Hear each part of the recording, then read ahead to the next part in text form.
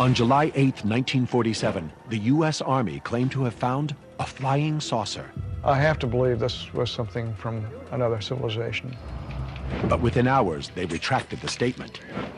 60 years later, the debate is still raging.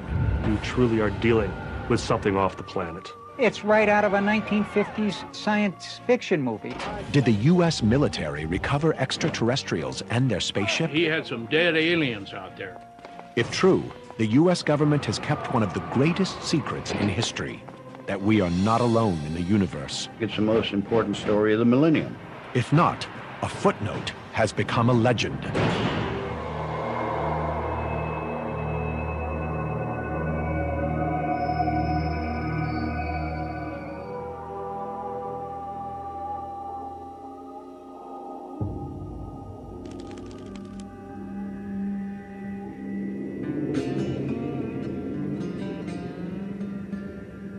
In the summer of 1947, rancher Mac Brazel came across some unusual debris in one of his fields. Brazel loaded his truck with some of the material and drove 75 miles to Roswell, New Mexico.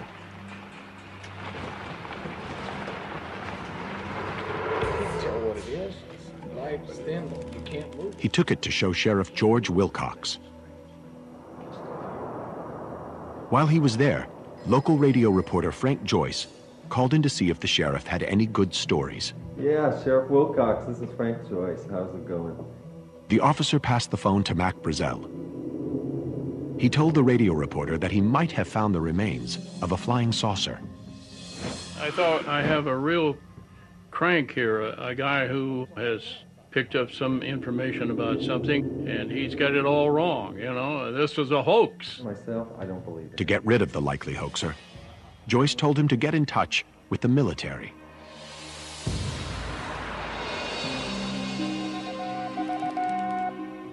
Welcome back. This is Frank Joyce with KGFL, Roswell, New Mexico's East. 2 days later, Frank Joyce received a visitor. It was Lieutenant Walter Hote, press officer for America's only nuclear bomb squad, the 509th, stationed at Roswell. He owed me a story. I had complained to him recently about he had given a story to somebody else, and I'd been left off the list. So he brings this in. I picked it up, and as I glanced, I knew instantly it was the man on the phone. The press release stated that U.S. Army Air Corps had recovered a flying disc from a ranch north of Roswell. Frank Joyce drew only one conclusion. The U.S. Army Air Corps says they have a flying saucer. It's got to be from outer space. This just in, ladies and gentlemen. Joyce broadcast the extraordinary story to his local audience. It was possibly the biggest news scoop of all time. It's still the only time in the history of the United States where the government has said, we've got a flying saucer. Headline edition, July 8, 1947. The Army Air Forces has announced that a flying disc has been found and is now in the possession of the Army. The release revealed few other details. It said that a local couple had seen an unusual craft in the sky on July 2nd. A Major Jesse Marcel had recovered the debris, and it was now being taken to higher military headquarters. The incredible story was quickly picked up by Associated Press and released around the world.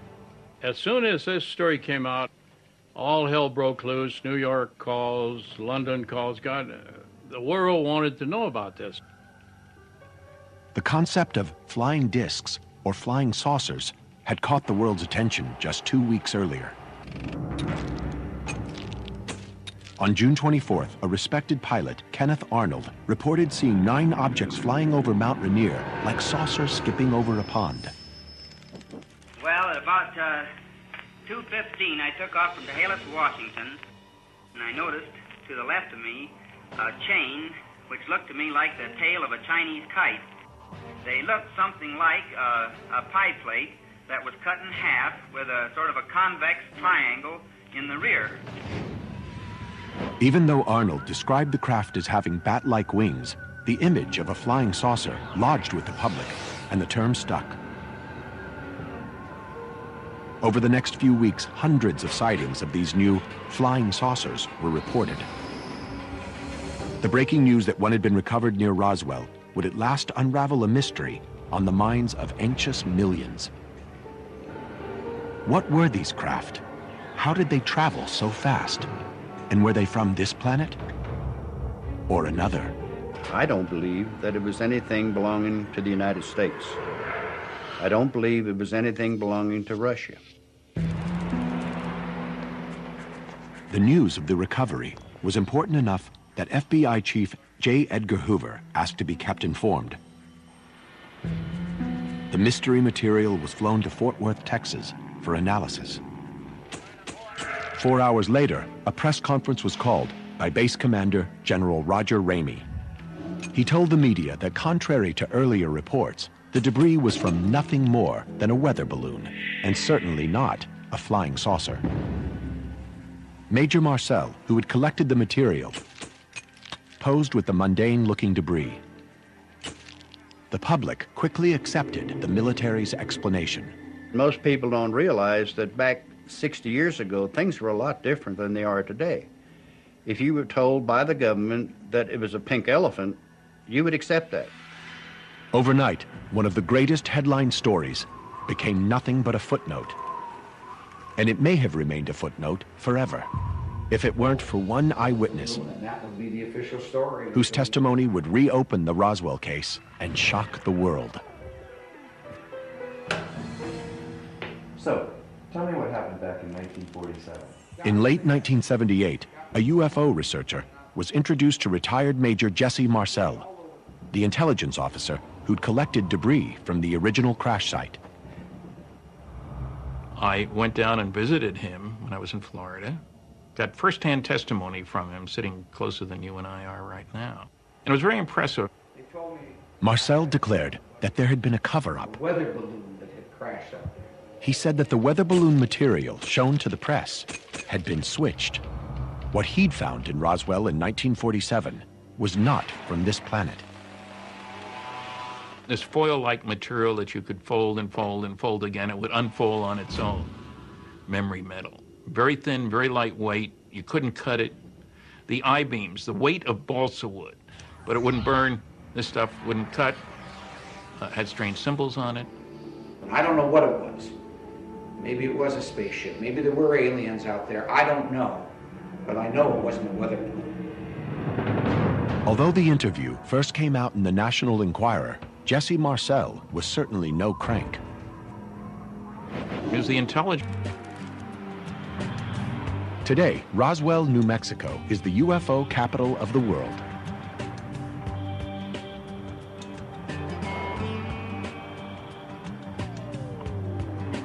Every year, thousands descend on the town to pay homage to the home of E.T. Toys and t-shirts depict the aliens believed to have landed here in 1947. A museum is dedicated to maintaining the integrity of the Roswell legend. While some come out of curiosity, most ufologists are convinced that the government has been hiding the evidence of ET for 60 years. A Gallup poll in 2005 showed that 1 in 4 American adults believe that extraterrestrials have visited Earth. Self-styled UFO investigators like Dennis Balthaser have been coming here for years to try to piece together the Roswell enigma. Something happened here in 1947 that was covered up, and 60 years later is still covered up. No single piece of physical evidence from the 1947 crash has ever surfaced publicly. Declassified documents haven't as yet revealed any compelling evidence, so UFO campaigners are forced to rely almost solely on individual testimony. The witnesses, to me, are key. Those are key ingredients to solving this. Now, getting the witnesses to talk is a different story. Since 1978, over 100 witnesses have been persuaded to talk. Many of them, like George Newling, offer little more than glimpsed memories. what I seen, it wasn't made in this world. 17-year-old Private Newling was working on B-29s at Roswell in 1947 when he remembers catching sight of something he thinks was part of a spaceship. The first thing that caught my eye was this object that was in the bomb racks, and it was the color that fascinated me. It was a gray, but nothing I've ever seen then or before or after. Testimonies like this, made decades after the event, have been pieced together to tell the Roswell legend in a series of sensational books. Postman turned UFO author Don Schmitt has been following the Roswell mystery for nearly 3 decades. His numerous books on the subject have made him one of the key champions of the legend. Schmitt's witnesses have convinced him that the government actually recovered a flying saucer back in 1947. All of our witnesses are telling us it was the first press release. That was the correct one. They recovered the flying saucer. Thanks to these accounts, the UFO community often cite Roswell to be the best proof that extraterrestrials have been here. But they face a wall of scientific disagreement. Eyewitness accounts are completely unreliable. And we know this from a huge amount of research done in the 1990s following the false memory, recovered memory business of people recovering memories of things that happened decades before that in fact never happened. The legend begins with why aliens noticed Earth in the 1940s. What is the one specific intelligence signal that is still traveling out through our galaxy? And that's that first atomic bomb flash from June of 1945. And it still took them 2 years to get here. And they appeared to have arrived in mass to some degree in the summer of 47. In fact, the first signals in space were a decade earlier, with the advent of radio and television. I think they were here to scope out the activity here. You'd want to find out about the military. You had White Sands Proving Ground, where they were doing all the V-2 rocket launches. Los Alamos, where they were still conducting atomic research. And then here in Roswell, where you had the first atomic bomb squadron, the 519th Bomb Group.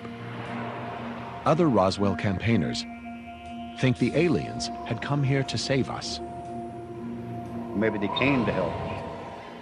Roswell is less than 100 miles from where the atomic bomb was set off 2 years before the incident happened. Were they sitting out there wondering, what are these clowns up to? Are they going to self-destruct? Don Schmitt has interviewed military witnesses who recalled monitoring UFOs in New Mexico in June 1947. We had talked to one of the radar operators up at Kirtland Army Airfield up in Albuquerque at that time, and admitted to us that they had tracked a number of unknowns throughout the state, a number of days leading up to the actual incident. It would only make sense that for all of the sightings at that time, that one would eventually crash. On Independence Day 1947, legend has it that the rancher who found the debris, Mac Brazel, recalled a violent electrical storm. Between the thunderclaps, Brazel told friends he might have heard some kind of explosion. The Roswell story tells that one of the alien spaceships was struck by lightning, causing major damage. Debris from the stricken spaceship fell onto Mac Brazel's field before crashing into the ground 35 miles away. So when did you say you found it? I just drove out and it was all over the place like this. Once the story reached the Roswell Army Airfield, 2 intelligence officers were dispatched to evaluate and collect the debris. Major Jesse Marcel and plainclothes officer Captain Sheridan Cavett filled several sacks with the material. That night, Major Marcel took some of the debris home and showed it to his 11-year-old son, Jesse Jr. And when I walked in, I thought, well, why are you waking me up just to look at some garbage here? And he says, no, look at this carefully because this is not anything you'll ever see again. And he says, I think this is parts of what they call flying saucers. In the meantime, they've also learned that there's another site much closer to town, also based on civilian testimony. A now dead witness, Jim Ragsdale, professed to have been with his girlfriend when he saw the spaceship crash 50 miles northwest of Roswell. In an affidavit, the local Romeo told how the military quickly arrived and removed both the crashed alien spaceship and its dead crew. North of town, they are loading onto a flatbed and loading into ambulance trucks the remains of a ship and crew. According to Ragsdale's testimony, 4 extraterrestrial bodies were found in the wreckage. The aliens were said to be small, with large heads and huge eyes. We have talked to witnesses who are first-hand witnesses, second, third, fourth-hand witnesses. Their stories pretty well collaborate. The description of the bodies that were found. It's probably just... Radio reporter Frank Joyce remembers that Mac Brazel told him there were alien bodies at the first debris site. The key question I asked him was, look, were there any passengers? He said, yes, there were little people. They were not human, and they were dead. In other words, he had some dead aliens out there. If any of these reports were accurate, a crashed alien craft and its dead crew were now in the hands of the U.S. military. Several witnesses claimed the military then took the debris and bodies to Hangar 84 at Roswell's Army Airfield. We've heard of military surrounding the hangar, the debris and bodies. Inside the hangar, guarded, military outside with weapons. I have interviewed a witness who claims to have seen a body in the hangar where the debris was taken prior to being shipped to Wright Field up in Ohio. Wright-Patterson Airfield in Ohio is a top-secret military base for examining enemy aircraft. Only second-hand testimony exists of alien materials being flown there, but it has become an accepted part of the Roswell legend. Back in Roswell, eyewitnesses, like Jim Ragsdale, testified that there was a huge recovery operation. 50 to 60 troops are up at the debris field on hands and knees, shoulder to shoulder, picking up every last shard of that wreck. Yeah, that's good. The Roswell defenders also claim that as part of the cover-up, the military ransacked media offices. We have numerous accounts from the radio stations as well as the newspapers describing how military MPs went from office to office, confiscating, ransacking desks and file cabinets. UFO promoters report that a number of witnesses, like rancher Mac Brazel, were threatened to keep the story quiet. And when he's finally allowed to return home, he's sworn to secrecy. He was, by all accounts, a broken man. It's quite clear that the government resorted to very extreme measures in keeping this quiet. The Roswell legend only came to life in the late 1970s, 30 years after the fact. But strangely, it follows almost the exact same storyline as a 1950s UFO hoax. Coincidence or not? In 1938, Orson Welles dramatized The War of the Worlds for a nationwide radio audience. Welles's performance was so convincing that thousands ran terrified into the streets, believing they were already under attack from robotic Martians. The War of the Worlds phenomenon is no different in principle than any mass hysteria. This is how they work. An idea gets planted, it gets started in some form of medium communication, people hear it, and they start talking about it, then the panic builds. Ever since Welles's broadcast, the threat of alien visitors from outer space has been part of popular culture. But in 1945, a much greater threat came from the skies. The fear of a nuclear war was suddenly very real. The Cold War was upon us. We were deathly afraid of the Russians and hydrogen bombs and attacks of all sorts. Then, to add to public fear, in June 1947, there were hundreds of sightings of unidentified flying objects. What were they, and who did they belong to? When the story of a recovered flying disc in Roswell hit the world, it seemed at last the mystery of flying saucers would be solved. But almost immediately, the story disappeared. America continued to search for answers elsewhere. Were these flying saucers Russian spy planes? Or were they our own? Or were they literally from another world? Hundreds of UFO movies, books, and comics played to the public's fascination. Here we had flying saucers, aliens and spaceship playing on television and movies, and while they were frightening, they were entertainment that took us away from the real fear, which was the Russians.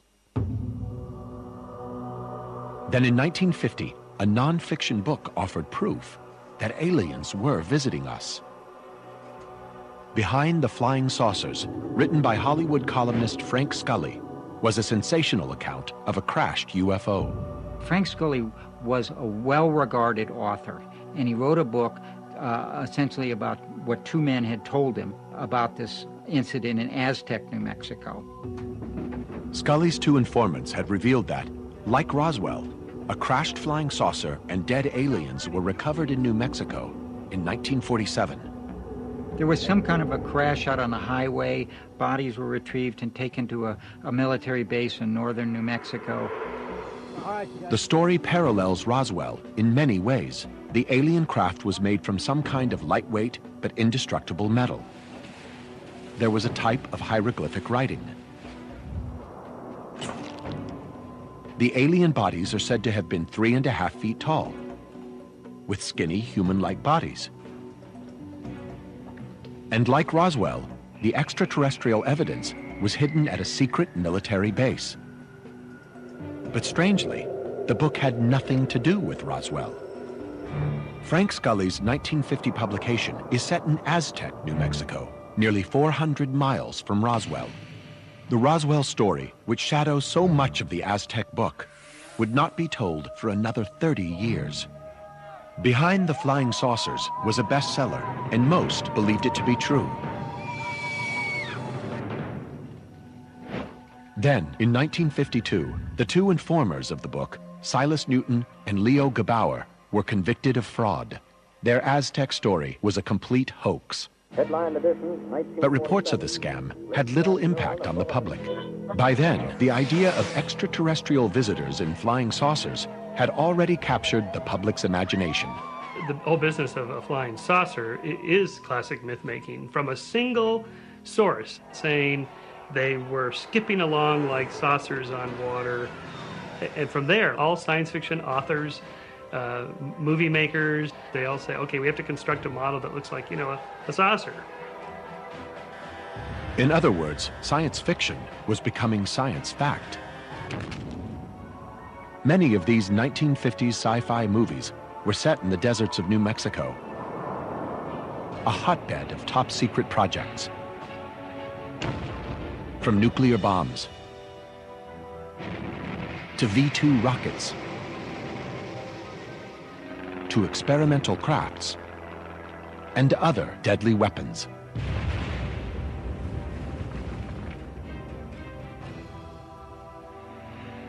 All these projects were shrouded in secrecy and intense security.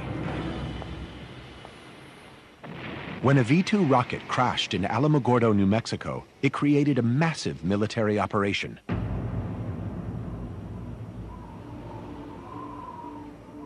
We had a batch of GIs, basically shoulder to shoulder, marching down this valley where the crash occurred. Naturally, some people had picked up a few pieces of metal and said, I've got me a souvenir. The Army went door to door, so they recovered all the wreckage. Such covert action eventually created suspicion among the public. Science fiction started to paint the military as the bad guys. Then in the 1960s came the Vietnam War. It was the first war the Americans weren't likely to win. The huge loss of life and clandestine operations changed Americans' image of their government.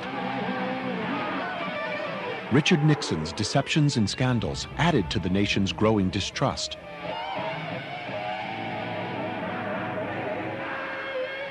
What else was the government covering up? Anything seemed possible, even extraterrestrials. Against this backdrop of mistrust, conspiracy rumors grew that the military was hiding alien technology at secret military bases. Secret places like the Wright-Patterson Air Force Base and especially Area 51 are like Rorschach ink blots on our imaginations to just see what it is we want to see that's in there, because you're not going to get in there. How can we check and find out? So that allows the imagination to just run amok.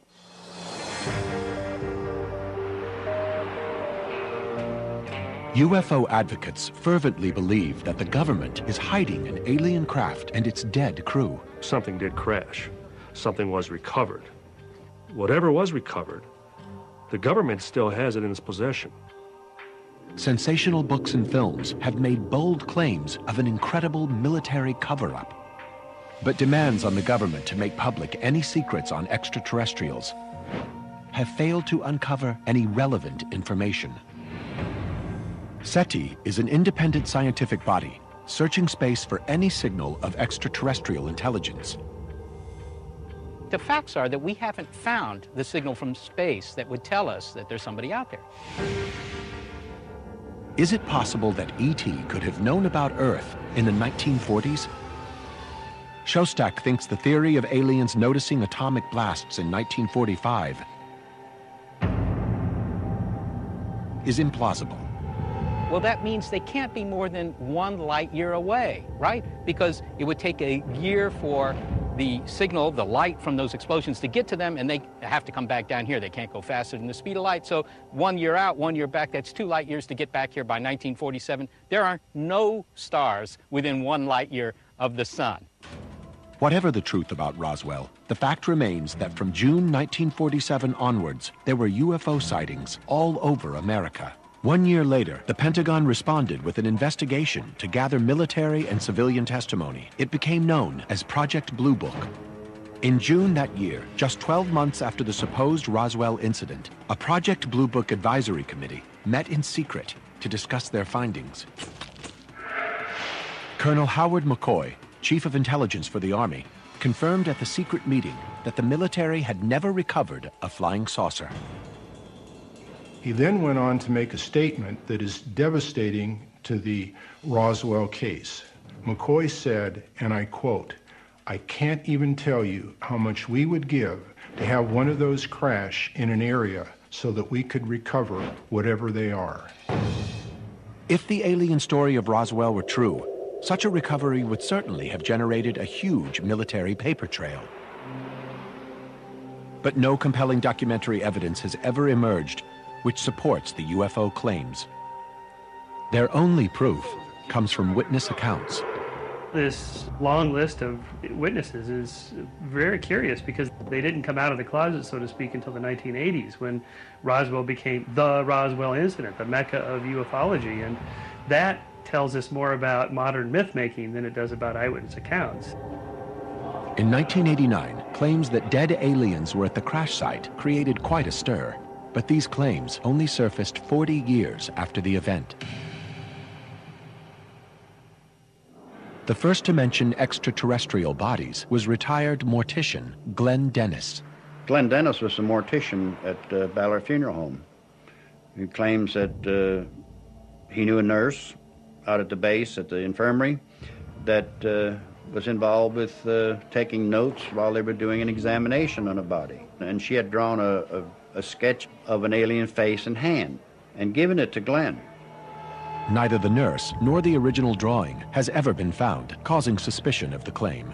Dennis redrew what he asserts the mystery nurse had shown him. Seth Shostak wonders why the aliens look so humanoid. It's unlikely that the aliens will look like us, but it's very handy if you're making a film or a TV series about aliens, that they look something like us, because otherwise, how are you going to relate to them as a member of the audience?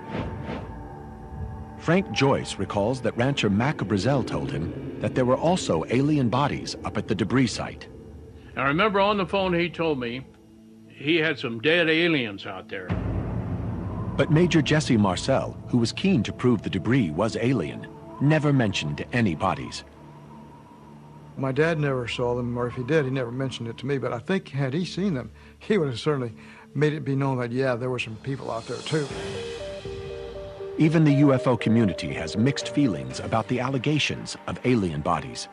The part about the Roswell incident involving bodies is extremely questionable, primarily because nothing was mentioned about them for many years, and the number of bodies varies depending who you talk to. Dennis Balthaser acknowledges the Roswell story is littered with unreliable witnesses. Some witnesses have decided to elaborate on their stories. Some have outright lied. Some weren't involved at all, but have given the impression that they were. The false testimony and many hoaxes in the Roswell legend are reminiscent of the 1950 novel Behind the Flying Saucers. The only concrete part of the Roswell legend is that some kind of debris was found in Mac Brazel's field in 1947. When Jesse Jr. saw the debris as an 11-year-old boy, his father was already convinced it was extraterrestrial. He just said something like he thought this was parts of a flying saucer. Again, I wasn't quite sure what he meant by that. Jesse Marcel is the only person alive today who has consistently claimed to have handled the material. His testimony is key to proving the Roswell incident was extraterrestrial. But Dr. Michael Shermer argues that a young boy would be strongly influenced by his father's opinion. An 11-year-old boy is going to be hugely influenced by his father under any conditions. But in this case, his father is a well-respected military officer. Of course, he's going to be influenced. Even though he's an important witness, much of what Marcel describes sounds commonplace. There's a lot of metal foil, kind of a thick aluminum wrap type of material, and there was some black plastic material looked like bakelite at that time. Legend has it that the metal foil had extraordinary qualities, but the young boy saw none. I know that the foil was supposed to have been like metal with a memory where if you bend it, fold it, it would unfold. Well, I didn't see that. Other key witnesses, including Mac Brazel, suggest the debris was quite ordinary. UFO advocates have refused to accept any of these statements, saying that the witnesses were either lying to maintain the cover-up or simply confused. In 1978, Jesse Marcel Sr. claimed the material he had collected on Mac Brazel's ranch had been switched with the debris from a weather balloon. Major Marcel said until the day he died that what was on the floor was not what he brought in from Roswell, New Mexico. To ufologists, that explains why the debris in press photos looked like a weather balloon, not a flying saucer. But amazing new testimony from Marcel's own son suggests the Major thought the debris reporter saw actually was part of an alien spaceship. There's one curious element, though. My dad said that the reporter saw only a very small part of the real thing. So does that mean that in that mix-up of a balloon wreckage, was there parts of the real stuff in there?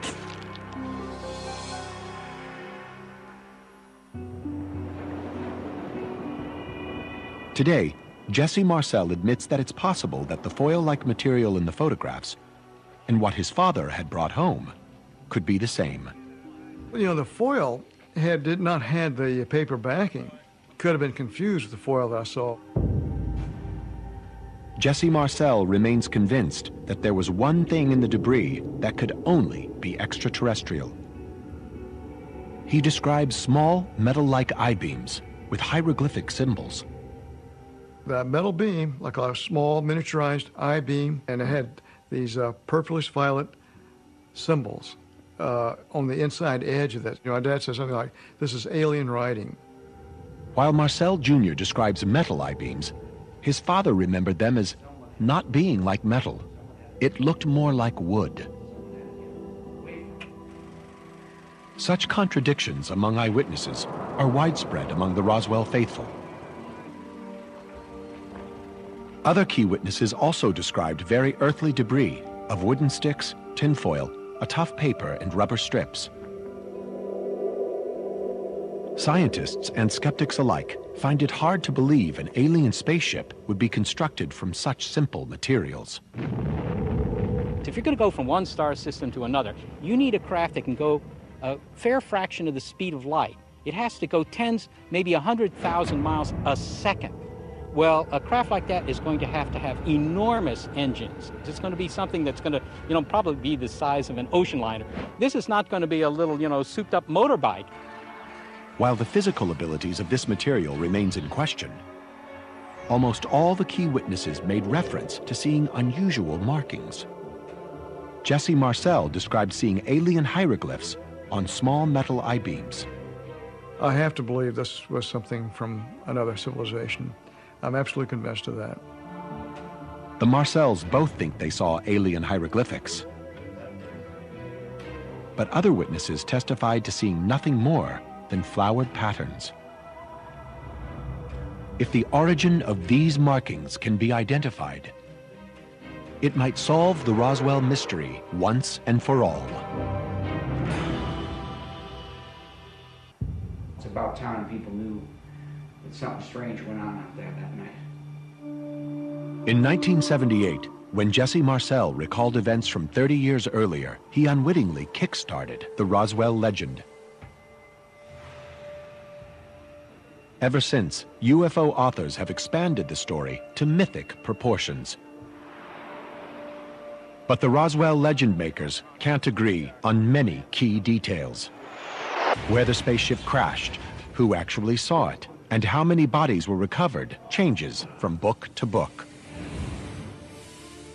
But the Army's counter-story that the debris was from a weather balloon was also in question. Back in 1947, rancher Mac Brazel had reported that he'd seen weather balloon debris before, and what he'd found was different. Throughout the 1980s, suspicion of a cover-up fueled the Roswell legend.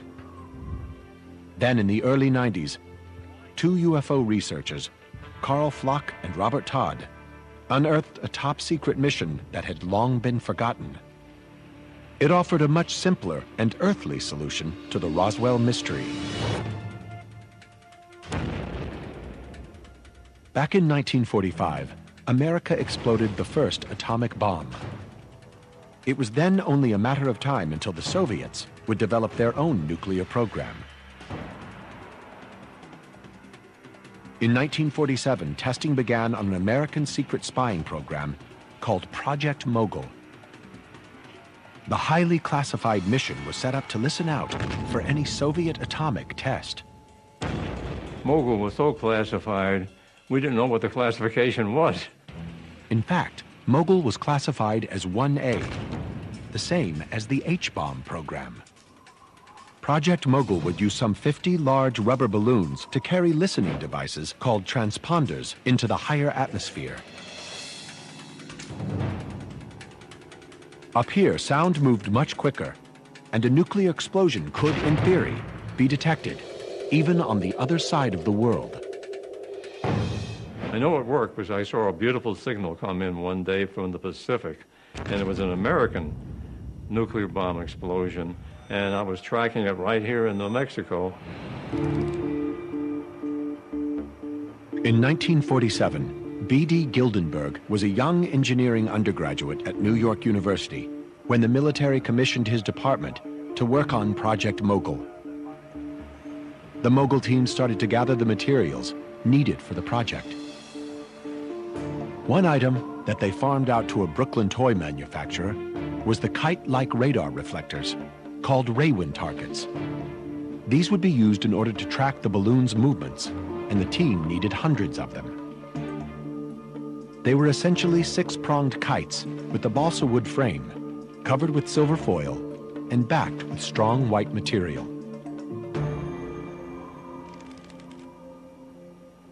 In June 1947, the NYU team traveled with all their equipment to White Sands Testing Range in New Mexico.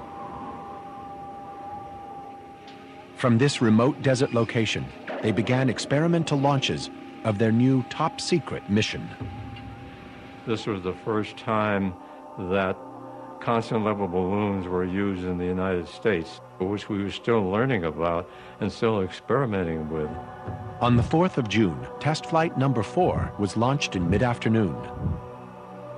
But due to cloud cover, the Mogul team soon lost it on both radar and spotter plane. As it drifted northeast towards Roswell, the free trailing device was some 600 feet long, twice the height of the Statue of Liberty. With up to 50 large balloons, 9 shiny Raywin targets, ballast controls, and transponders, it would have looked very different from a weather balloon. Eventually, the neoprene rubber balloons disintegrated, showering the desert below. Although the mission was top secret, the equipment itself was of little value, and the Mogul team deemed its recovery low priority. Brazel's description of the debris being of rubber, silver foil, and balsa wood, and that there was lots of it, matches Project Mogul perfectly. The photographs of the debris clearly show similar items. But Jesse Marcel Jr. still believes that the hieroglyphs he'd seen 60 years ago were not from this earth. The I-beams were apart from everything. This was something from another civilization. He had a point. There seemed to be no reason why Project Mogul would have strange hieroglyphic symbols on any part of it. But closer inspection of the design drawings for the radar reflectors offers a vital clue. The paper-backed foil needed to be secured to the balsa frame with both glue and Scotch tape.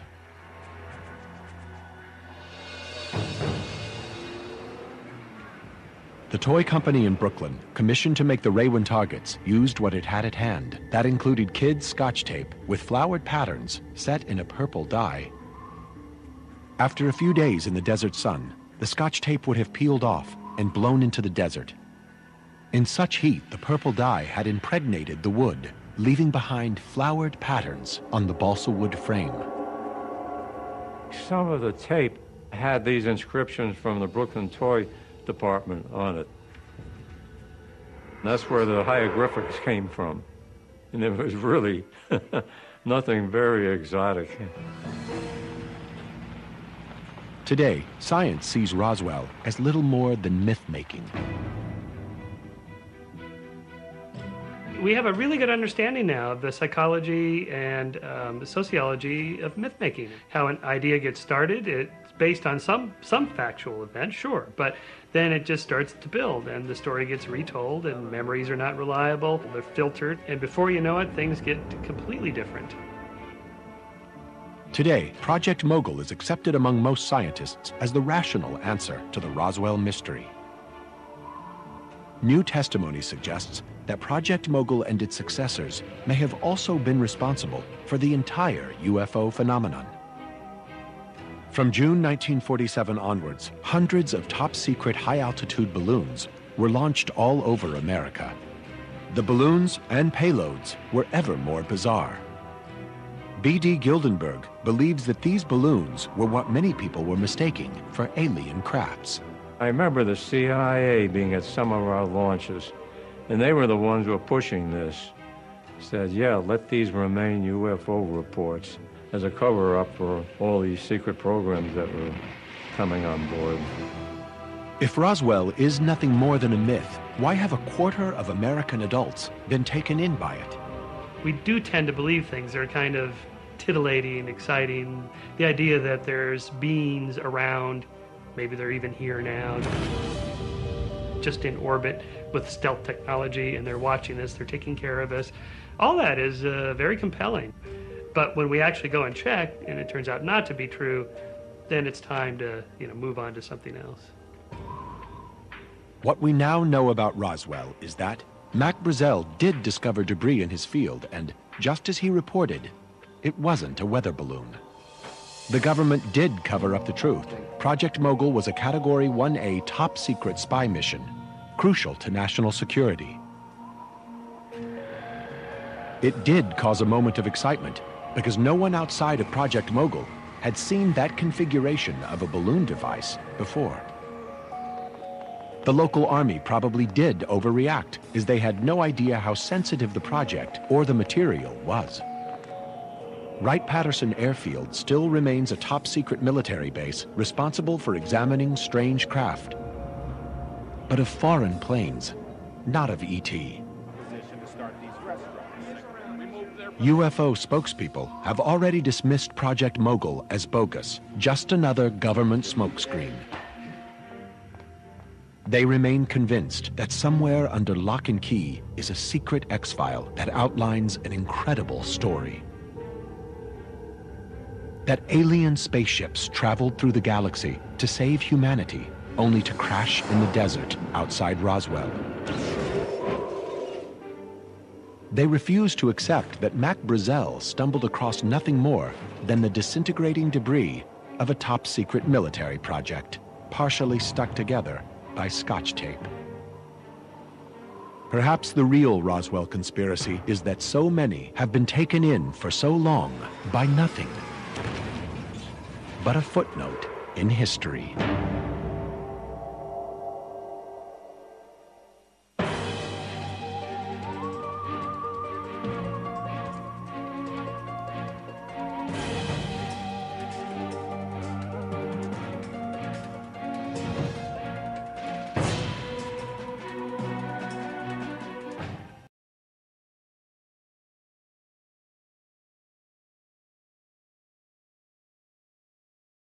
Whenever the skeptics, challenge us, well, why is it you don't have any whistleblowers regarding the topic of UFOs, or more specifically Roswell? Well, we've had whistleblowers, since 1947. The problem is nobody listens. When you have objects described in formerly classified government memos as being disc-shaped, as invading sensitive airspace, and when you can see from the tone of the memos that this is a very serious matter, then clearly there's something important happening. There are two photographs, two slides, where you can see the bodies. This issue had been proven 50 years ago. This is a political problem. It's a political policy. You can't solve it with science. You have to solve it with political engagement. We have a significant proof for the Roswell event as an extraterrestrial event. What the world is going to do with it is up to the world. If humanity really understands the importance of this, that this phenomenon is real, then the mission has been accomplished.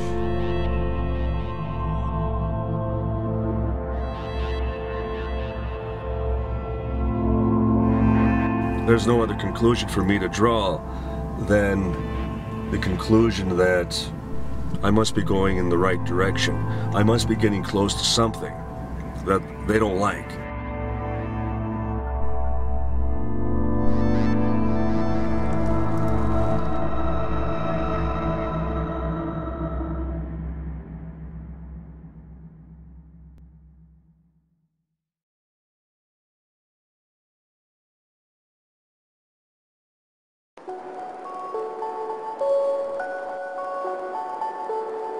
To a small but dedicated group of UFO researchers, this barren ranch land, 75 miles northwest of Roswell, New Mexico, is sacred territory. It's the place where they believe one or more alien spaceships crashed to Earth sometime in early July 1947. I think there was probably a mid-air collision that resulted in one going one way and exploding and dumping all the wreckage out in the debris field, the other making it down almost intact. Today, that crash, commonly referred to as the Roswell incident, is the stuff of legend. But we might never have heard of Roswell if not for a former nuclear physicist turned UFO researcher named Stan Friedman. After spending nearly 30 years investigating the incident, hunting down dozens of key witnesses and scores of top-secret documents, Friedman is convinced that the U.S. government is covering up a UFO crash. This is his proof. It begins in 1978, when after giving a lecture on UFOs, someone casually asks if he's ever met former military intelligence officer Jesse Marcel. Brilliant investigator that I am, I said, "Who's he?" I never heard of him. "Oh, well, he handled pieces of the wreckage in one of those saucers you're interested in." What? Friedman tracks down Marcel in Louisiana and first hears the fantastic tale about the day Marcel helped recover a real alien spaceship. There were just fragments strewn all over the area, an area about 3/4 of a mile long and several hundred feet wide. So, Jesse tells me his story was in newspapers around the world, but he doesn't remember the exact date.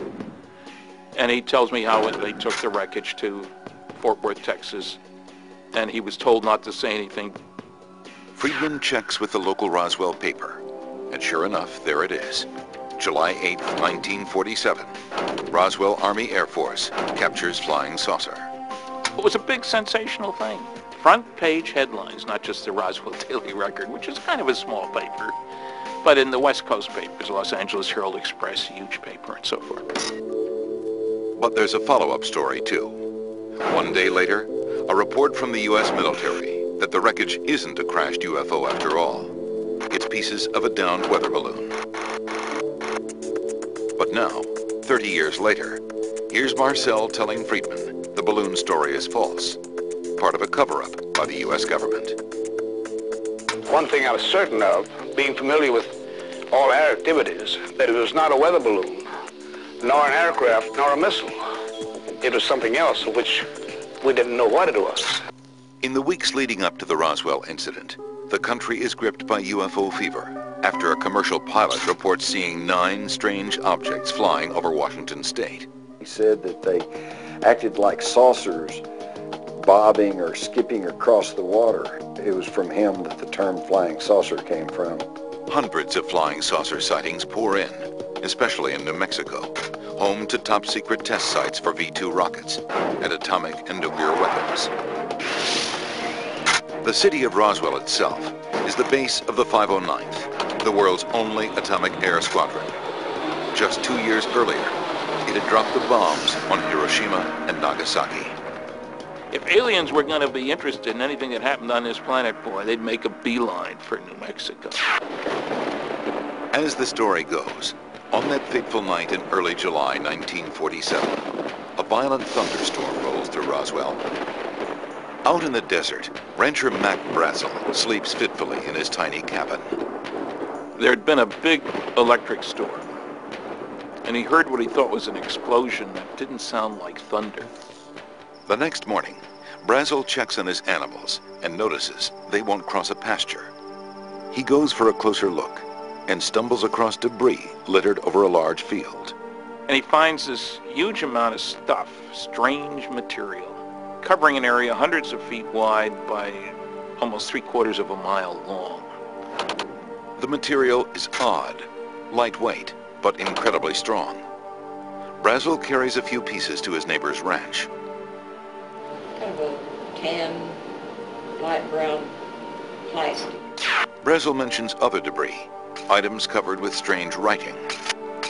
He said the writing wasn't like Japanese writing, but it was, I imagine, more like hieroglyphics or something like that. The strangest material looks like aluminum foil, but with a weird ability to return to its original shape. If you picked it up and folded it, it would unfold. And if you folded it several times, it would still unfold. And you couldn't tear it. Brazel drags some of the debris to a shed. A few days later, he's on the phone with Frank Joyce, a local DJ and radio reporter. They began to talk about things that might be out of this world. I thought maybe this is a hoax. During the conversation, Joyce says Brazel mentions finding bodies in the wreckage. And one thing that he mentioned on the phone was the horrible odor that was with these bodies. Thinking Brazel might be insane, Joyce tries to end the call. I advised him to go to the U.S. Army Air Corps because they are flyers and will know what to do about anything that flies. Brazel does call Roswell Army Airfield. Major Jesse Marcel answers the phone. Marcel reports the call to his commanding officer, who orders him and a counterintelligence officer to go investigate. He says, go out with him, because the rancher said there's a whole mess of this stuff out there, and nothing that he brought in was conventional. At the ranch, Marcel is also puzzled by the debris. He gathers it up and heads back to Roswell. He's so excited by the potential discovery, he stops by his home after midnight and wakes his wife and 11-year-old son, Jesse Jr. He said something like, this is parts of what we feel is a flying saucer. Jesse Marcel Jr. is a doctor and colonel in the U.S. Army Reserves. He just got back from Iraq. He's writing a manuscript called Roswell, It Really Happened. Even though it happened many years ago, he still vividly remembers what his father showed him that night. I picked up the material and I noticed it had a very strange quality to it. It was very light. I didn't try to bend it or tear it, but I just kind of looked at it and just kind of wondered what this was. Marcel's father continues on to the base to report his findings to his superiors. The next morning, the base commander orders the public information officer to write a press release about the incident. He gave me exactly what he wanted in the press release, that we had in our possession a flying disc. The story hits the airwaves, creating an instant sensation. Headline edition, July 8, 1947. The Army Air Forces has announced that a flying disc has been found and is now in the possession of the Army. But almost as quickly begins what appears to be a government cover-up.